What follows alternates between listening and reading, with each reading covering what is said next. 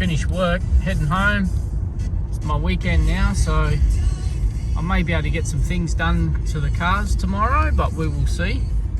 The weather here today was pretty shit house. It's probably the worst it's been in a little while, actually. But I'm just getting the camera out to catch this. This is pretty much the first real tank of juice I've ran in this car, and it started out with really good fuel economy, and it's just getting down to the bottom of that tank now. So I've still got a little bit there. I've done 617 or 618 Ks, which is awesome, because in the other cars I generally only get about 580 to 620 on a really good tank. If I was lucky, I'd get over 600, and I've pissed that in. Still a little bit of fuel left to go, and I'm gonna run it down low because I'm gonna service this thing anyway and get new fuel filter and stuff. But I'm just gonna test. I wanted to sort of see how accurate the trip computer was as far as the range. So that's how much of fuel it's averaging over this whole tank, which is 8.3 Ks per 100, 8.3 litres per 100, which isn't too bad for the car, the size of it. I think we've been,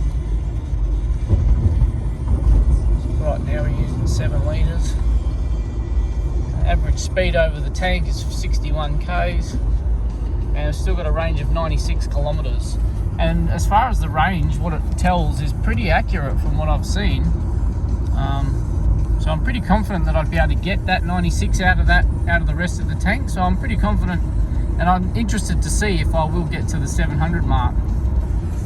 I don't know if I'm going to run it right down to the 700, even if it can, but I'll get pretty close just to sort of know what the car is capable of. So yeah, good to know.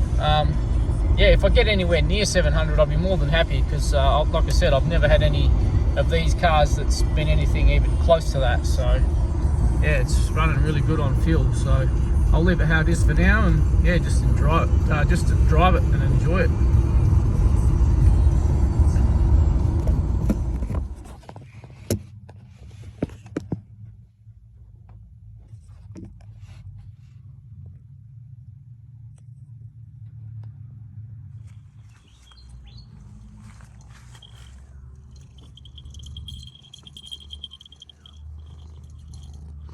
Alright, I'm out here on the parts car having a look at some wiring. So somebody from my last video where I looked at the plugs to run the fog lights on the Fairmont, someone told me that it won't work. So I've done it before, and it's not as easy as just putting the switches in. The plugs are there for it in the Fairmont.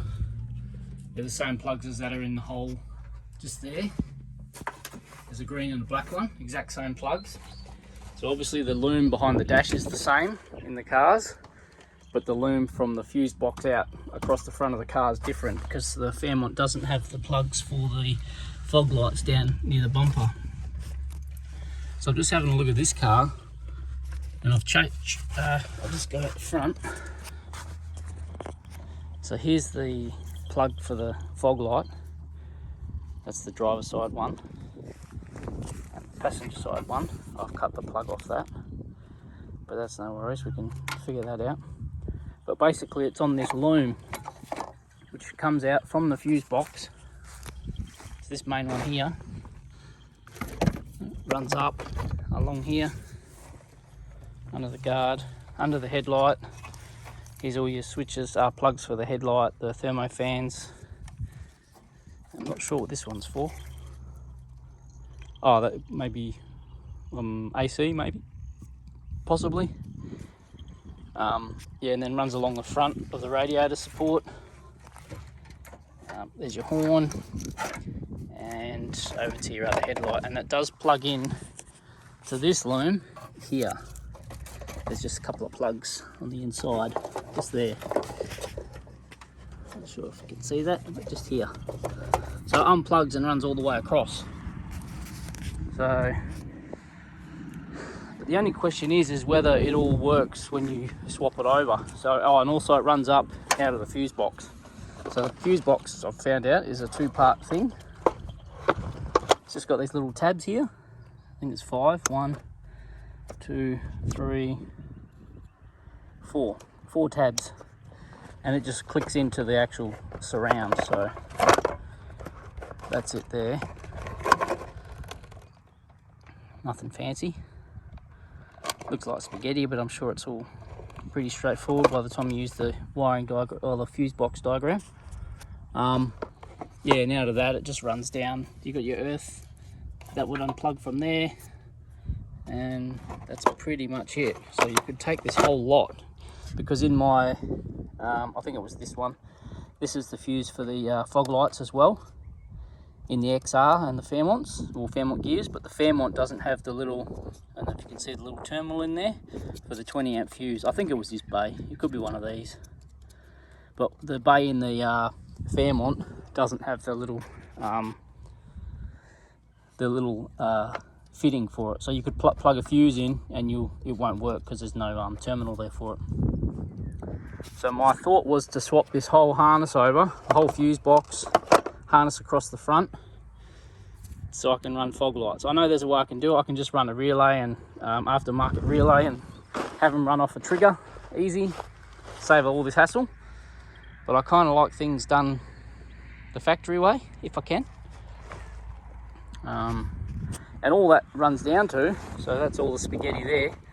You got the main harness across the front, runs up here underneath, which is only comes out here for the wiper motor and the brake reservoir, master cylinder. That's all that is on that one that goes up into there.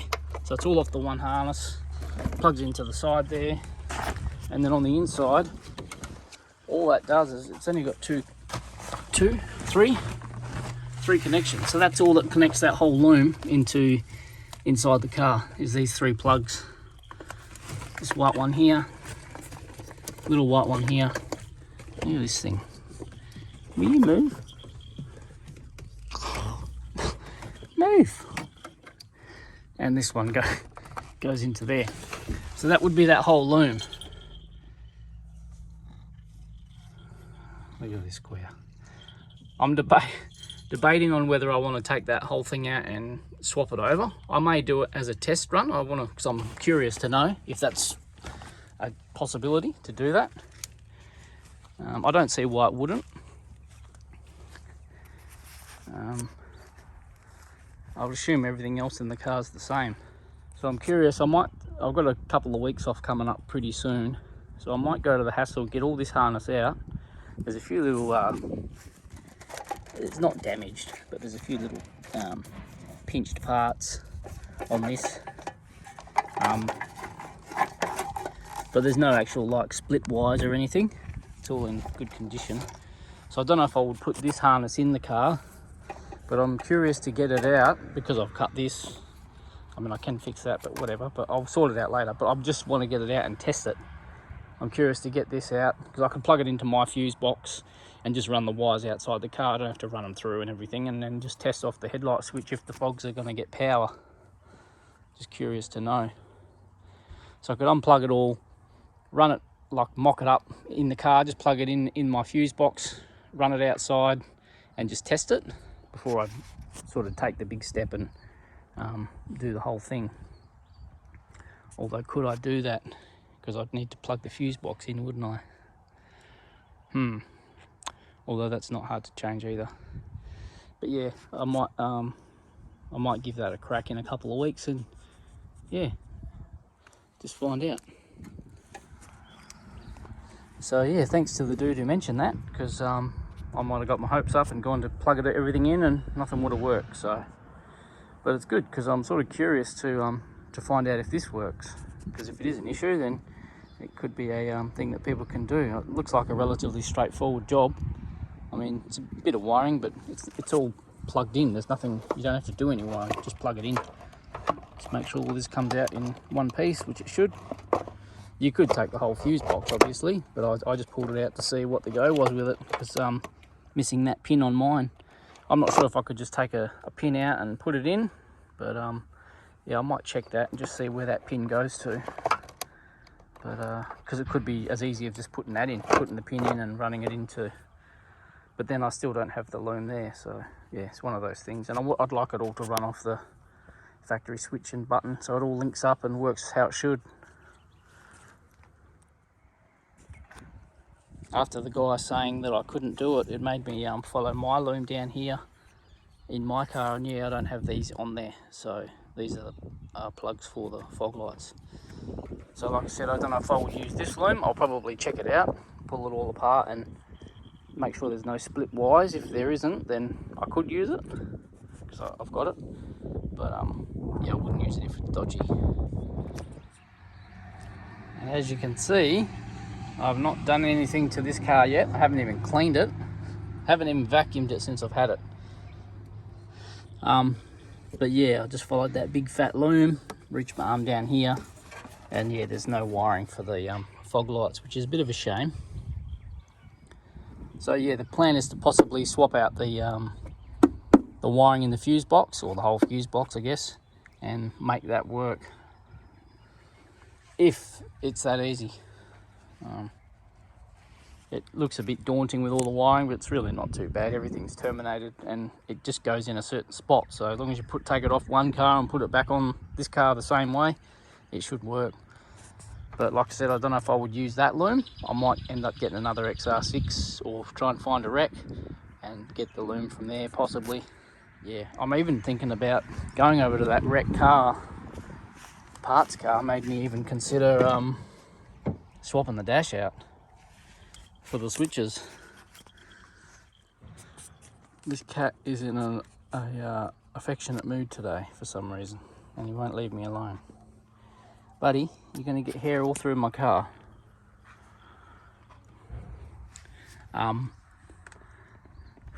Because yeah, this dash doesn't have the hole for the switches to go in, so that's a possibility as well.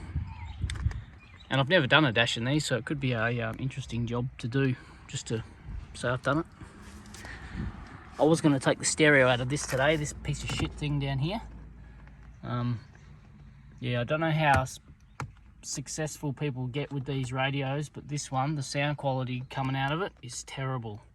They've got it running through the aux on the factory one, so you've got to put the factory one on aux and then you can use this thing down the bottom.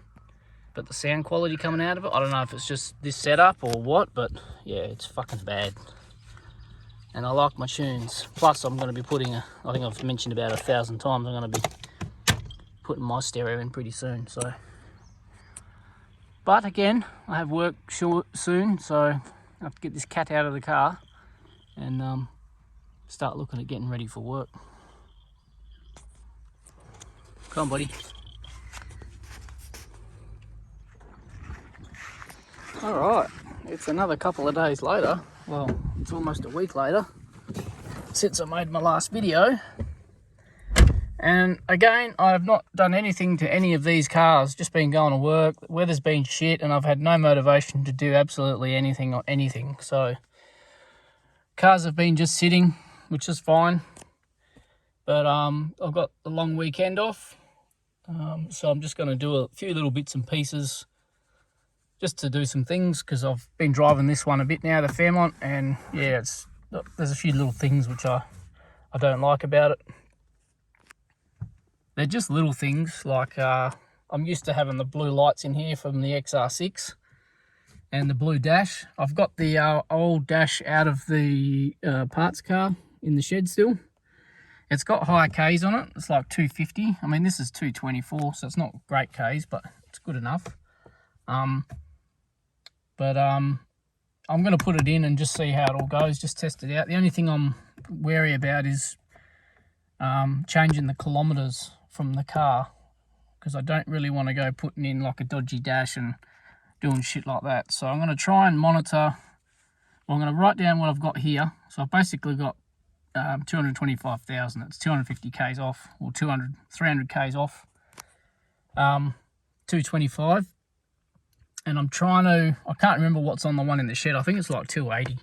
So I'll write down the discrepancy in that, and then I'm going to try, I know there's a guy that can calibrate the dashes. I've seen online somewhere.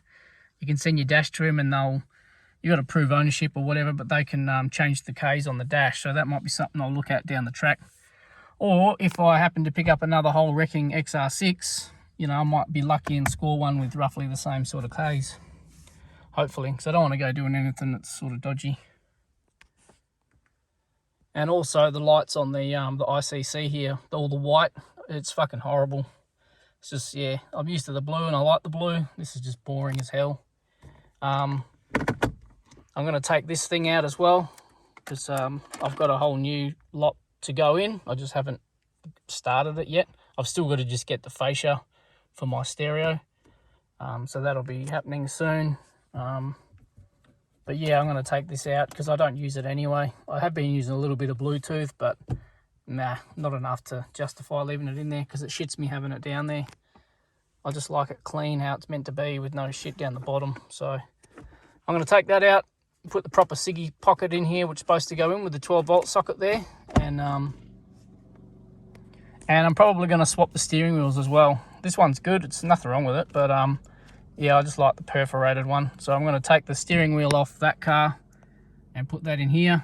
And I'm not sure if I'm going to put this one in that car or the one out of the wreck. The one out of the wreck's another XR6 one, but it's got quite a bit of wear on it.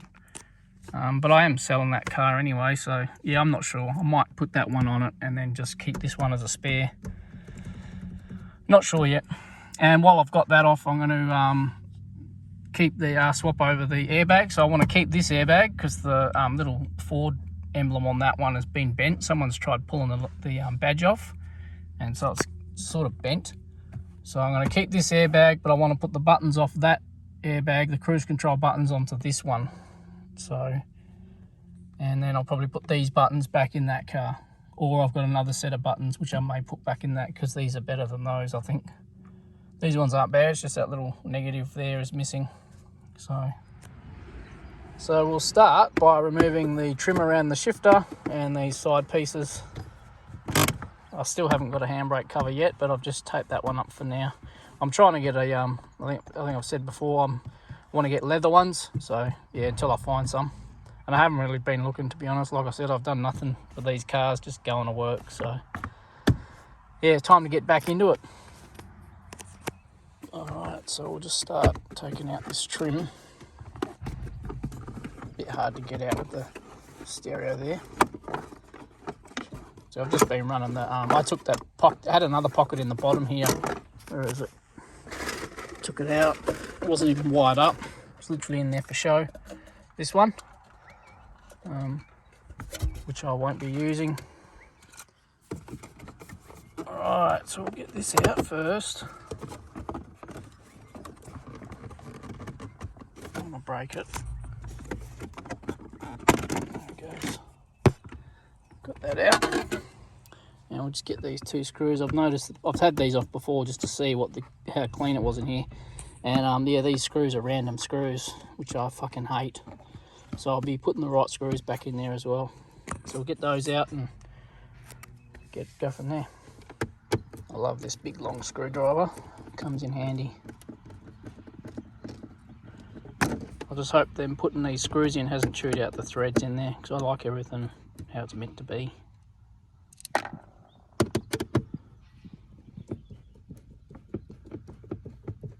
This one's a bigger one, so, but they are pretty coarse thread that go in there anyway, the black screws. We'll get these off. Well, they came out easy. I think they put a bit of overkill in just to hold that plastic trim on. Look at the size of that. Queers. So I'll take these trims off.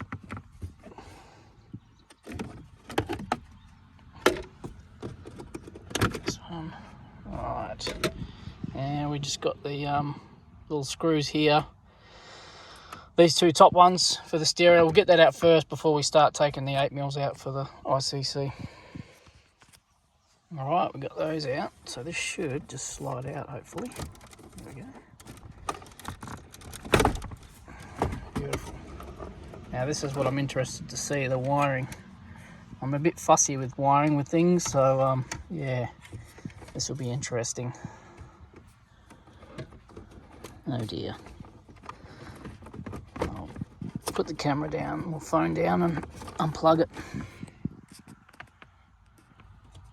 Unplugged relatively easy. I'm hoping that they've just gone into the loom up behind the fuse box. So in these cars, if you want to run like an aftermarket stereo like this one, You can just get a power feed and an earth feed from there's a little plug that floats up behind the fuse box, and people get the power from that. So I'm hoping that's all they've done, and just run that up and over and not cut into anything. And this is for that stupid box down the bottom, I think, to a ground loop or something to stop the buzzing, but yeah, that didn't work. But interesting, going off the look of this. Okay, so they've just used the line out from the RCA out one of the jacks for the input for the stereo. So that's probably why it's not the greatest sound quality. But yeah, it's getting all pulled out anyway. Alright, so now that's out, we'll just take out the 4 8mm bolts down the bottom here. I'll take out that little triangle at the top, which, if you remember, isn't clipped in. So it should, if I can get my fucking fingers on it, pop up fairly easily, if I can get under the bastard. There we go. And yeah, missing the screw which goes there. Deal. Let's get this out.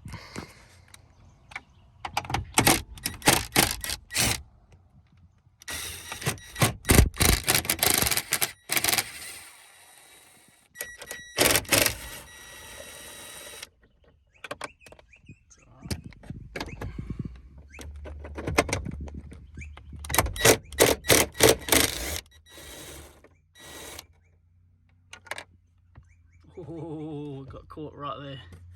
Can we fish him out?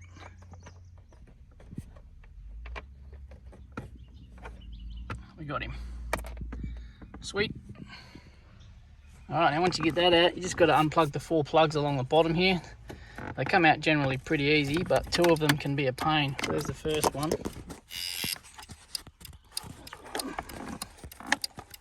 There's the other one. Oh, and your aerial as well. So that's your aerial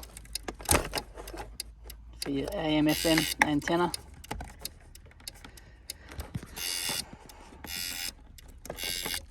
So this has been out before, so I'm going to be interested to see if the plugs have been chewed out.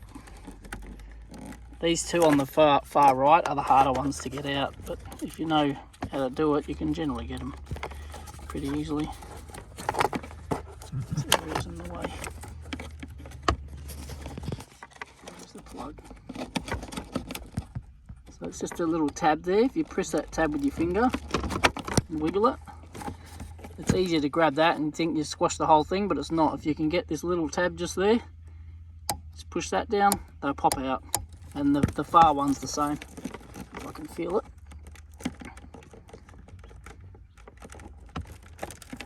Again, I'm just feeling for that tab. Okay, I just pulled on the last one and it popped straight out. I did take this one here out just to get to it easy, because this was sitting sort of in front of it. So I just made some room. But yeah, that should be ready to pop out now. Let's give it a go.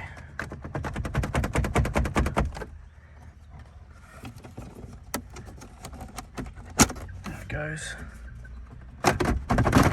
There it is.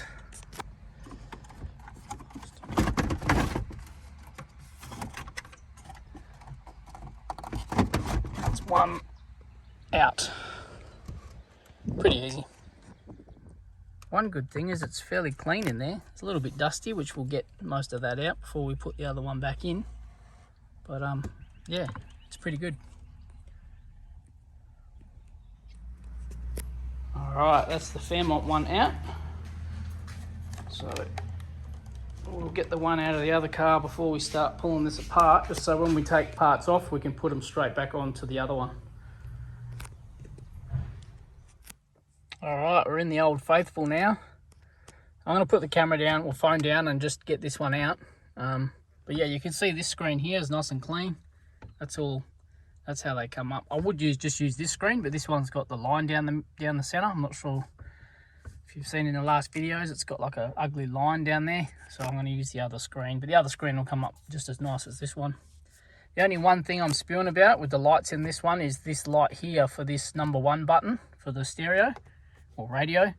It doesn't work, so, but everything else does. So yeah, it's fine, I can live with that. It's better than the white. But yeah, we got this one out. Only took a couple of minutes, and we'll take it in the shed and start pulling them apart. Alright, we've got them both on the bench. Well, makeshift table. But we're going to work on them here. I've got the Fairmont one here, XR6 one there. Now the little, I think it's the BCM, I could be wrong what it's called, but this box on the bottom has to go back in the car that it came out of, otherwise the car won't start. And if you go swapping the stereo, parts of the actual stereo, I don't know which part it is, it won't work either. It will just register a security code. So you just got to make sure you put the right bits back in the right car. You can get them programmed, but yeah, we're not doing that. So we'll get stuck into it. Take all these screws of the frame out. There's a few screws either side, and then just a couple of plugs, nothing really hard. This is the transceiver thing for your remote, for your key fob. So we'll make sure that goes back on. We can take that off completely, just put it to the side. And yeah, make sure that one goes back on this unit. So I'm going to take everything off, put it on one side, and keep it all separate. And then we'll put what we want back where we want it. And go from there.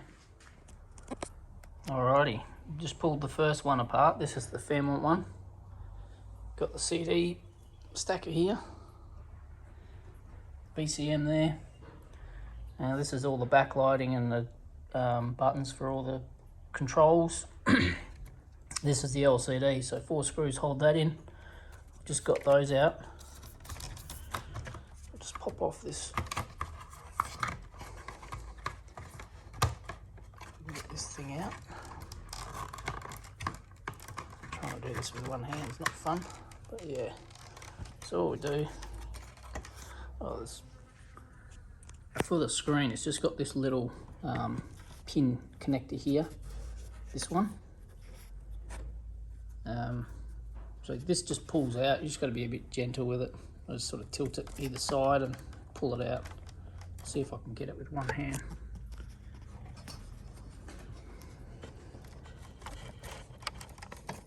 I might have to put the phone down and just pull it out.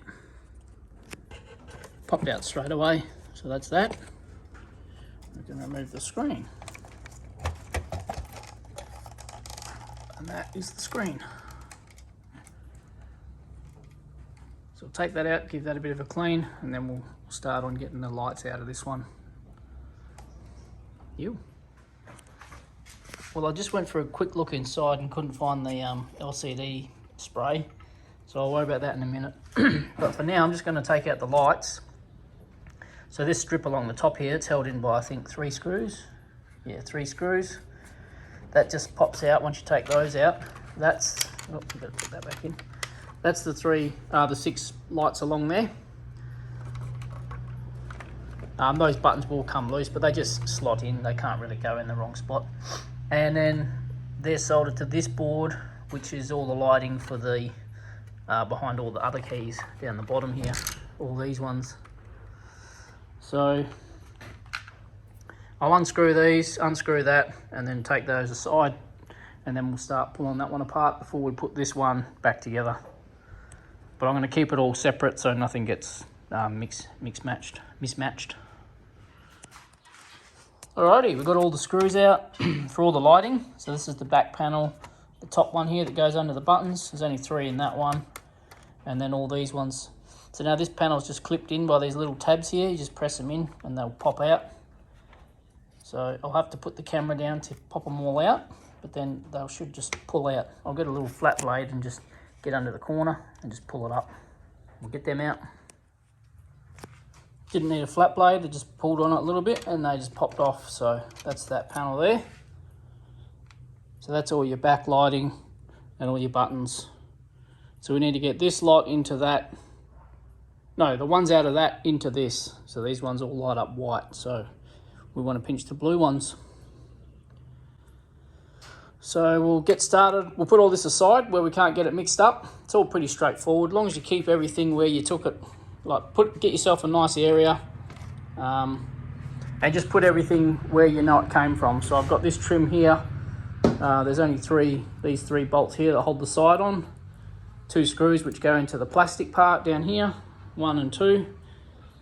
It's all pretty self-explanatory. There's a couple of little screws. These are all the same, all these little screws, so it doesn't matter if you get them mixed up.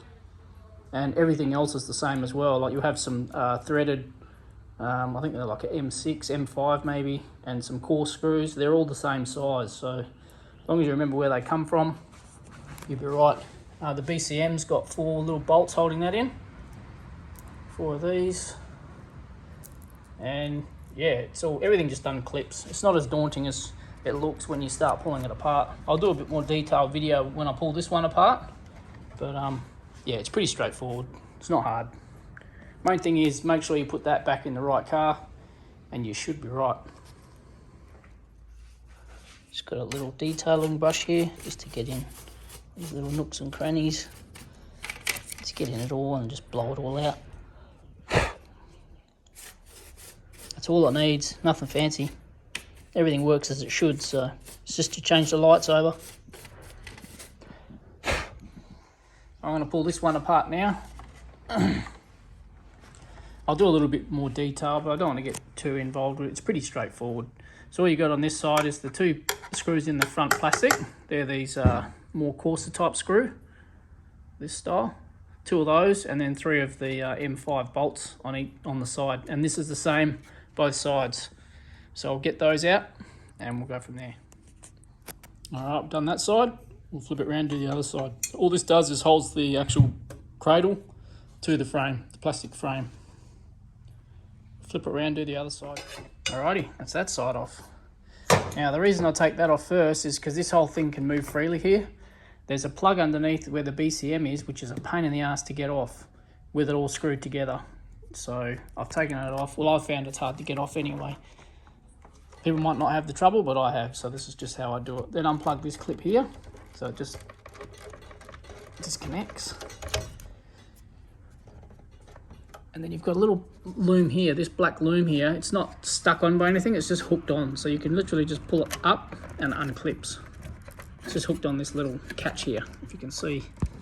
Just there, slides into that little slot. So unhook that. You can unscrew this while it's here, but I'm just going to flip it forward and we'll do the BCM. I think it's the BCM, the control thing anyway. So I've just tilted it forward. You've just got the 4 little screws here, 1, 2, 3, and 4. But also you want to take this screw out, and there's 2 screws that hold on this little bracket here. And this also, unscrewing that from the frame also gives you access to them, because you can move this up and down. Otherwise these 2 screws can be down in behind this lip and you simply can't get to them. So we'll get all these out and we'll put them aside. Alrighty, got those out. So now let's just come loose. And you'll see here, there's a little plug. This black one here, it can be a pain in the ass to get out. I'm gonna have to do it with 2 hands, but now that that's all free, I can get this out and twist it to where I can sort of pinch it and try and get it out a bit easier. So yeah, I'll try and do that. All right, popped him out, didn't damage it, which is good. So that stays over here. And that's the culprit there. Everyone I've taken out has been a pain in the ass. So we'll stand it up now and we'll take off the remote control fob. Now standing it up has completely removed the CD stacker. So as you've done all that, you've also taken this apart as well. So that's removed now. That was just sitting there as I stood it up. It just popped out, so we'll put that to the side. Now I've just remembered that I'm not actually putting this, I'm only here for the lights, so this fob can stay here. But yeah, if you're changing it out, you just undo the 2 screws either side here, one either side, and this whole piece can come out. It just pops off, just sits on there. The wiring's just clipped in there, and you can unplug it there. I'm just going to leave it plugged in, take the 4 screws out for the LCD, so I can get the lights out, and then put the other ones straight back in. Bob's your auntie. Really not that hard. Even with recording, that took all of 5 minutes to pull it apart. So we'll just get these 4 screws out, 2 either side, and we'll pull the LCD off. And I forgot to mention this plug again. So this plug just pulls out. There it goes. That's it. This, when you're plugging this back in, you've really got to make sure you get it back in the right spot. All the pins are lined up. Put that out of whack and you can fuck it. But there are 2 little guides just there. So it's, you do a pretty good job if you got it in the wrong spot. Alrighty, just unplugged it from there, the LCD, and just flipped it up out the way. So now I've got access to all these screws again, which I'm going to take straight off and put straight onto that one. It turned out to be 13 screws down the bottom and 3 at the top, so 16 in total. They're all out. I'm going to unclip this now and transfer it. Well, I'll probably give it a quick brush with the detailer brush there, just to get any dust off it. But I'm going to put it straight back into this one. So yeah, I don't want to have it out and possibly lose some bits to it, because you can pop, these bits here can fall out. These are all your switches and buttons for all your controls. So if you tip this up, yeah, they're going to go flying. They just sit in there. These are the ones, door lock and stuff like that. I'm not going to tilt it up, because yeah, I don't want none of that to go flying. So we'll get that done, and then we'll start putting this one back together. I thought I'd just do a quick video of how it gets reassembled. So when it comes apart, this will probably come out, and this will probably come out, because this is stuck behind your volume knob. So unless you pull that off at the start, this was going to come out with the lighting. So, oh shit, did I just get them mixed up? No, I didn't. That would have been fun. But yeah, so you have this here. This is your little felt thing for where your CDs go in. If you wanted to clean that, now's probably a good time to do it. And then this sits underneath that. Sits in there. And then this little guy here, it's got all these little holes. Sits down that way. Oh, sorry. So it's got all the holes, goes that way. And those holes just line up with these little tabs here. And it just slots in onto those. And they hold that in place. And that's it. Your light panel will just go back in, sit on top, your 13 screws, and then your 3 across the top. That's it. So long as none of these have come out. So yeah, just make sure that they're all in where they need to be. Pretty straightforward. So I've just given that a quick brush with the little detailer brush. I'm just going to click it back in place now. All these little tabs that should pop through.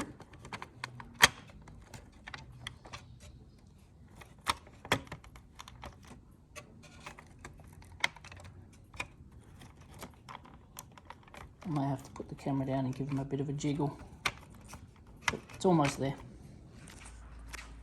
It's all clipped on now. All you have to do is get your fingers up underneath and just press against the black buttons, and it just clips straight on.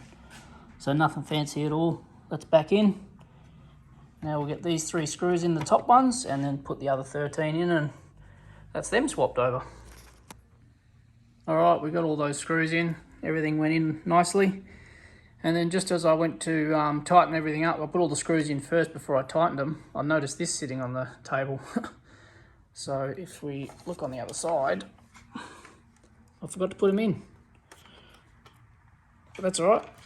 That's just the 3 screws along the top, these 3. And then we'll slot those back in and then put them back on. So we'll quickly do that.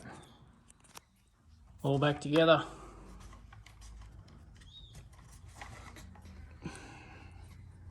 Happy with that. Everything works as it should. So I want to get this, just smash this out now and get it all back together. I'll give these bits here a bit of a clean while it's out. And the reason I've done this way is just because this fascia is in a bit better condition than that one. I could have just swapped it out and swapped over the BCM or whatever it is and everything and just made it work that way, but I wanted this fascia with those lights, and so yeah. But yeah, easy enough to do. I'm going to get this back together now, put this LCD back in and start getting it back ready to go back in the car. Alrighty, just plug the LCD back in here, sat it in its spot, ran the wire up here, it just locks back into there. The fob thing just sits up there, 2 screws holding that back in, and that's it. And then the CD stacker will go down the bottom with the BCM on it. So we'll plug it back in. Actually, I will put the front, we'll make sure it's in the right spot, because you've got to get it right. There it is, that's all that is. So that's all connected. I'll get the 2 screws in the top, 4 screws in the back, and then we're ready to put this back in. Now there's a lot of things online about tipping these upside down. They're a throwaway item. It turns out that all it is inside the actual CD mechanism, there's a little clear plastic disc. And it sort of sits in from the top, so when it's tipped upside down, that can fall out of place, and then the CD player won't work. So yeah, you can tip it, but don't tip it up past sort of, you know, out, up and over type of thing. So the first thing I did was plug that black plug back in, and then this little plastic clip goes over the top. It's got 2 little standoffs, one here and one in the back corner, just there. And the 2, that one and this one, the little holes, they just use those as the guides. So if I can do it with one hand, that one's on, and that one's on. And then you just chuck your 2 screws in, that one, and that will hold that in place. And that's them in, so that's all back on there, how it should be. Now we've got to fold it over to the side. It's kind of hard to do this with one hand. Now I'll just sit this one back in. I'm just trying to film it, so it might, you know, someone might find it helpful, useful, whatever. We can just rest that in there for now, just very gently. And we'll worry about clipping this into the front of the stereo there, and then we'll screw the BCM to the bottom, and then we'll get our brackets on. All right, we just very gently sat it there. Got the 4 screws back in. Got one more here for the antenna, which just slots in behind here and in back into there. And then we'll get our brackets on the sides. It should be all done. Got the aerial screwed back in. I forgot to mention the plug up here. We had to plug that back in. And then now, so we've routed the aerial cable down the back there. So all I'm going to do is get 2 screws into the side in the plastic. This is all sitting here freely, so that'll probably fall off.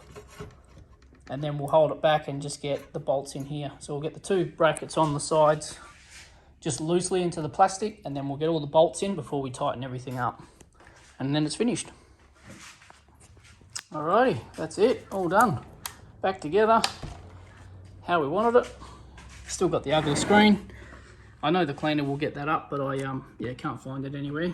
So we'll just put the volume knob back on.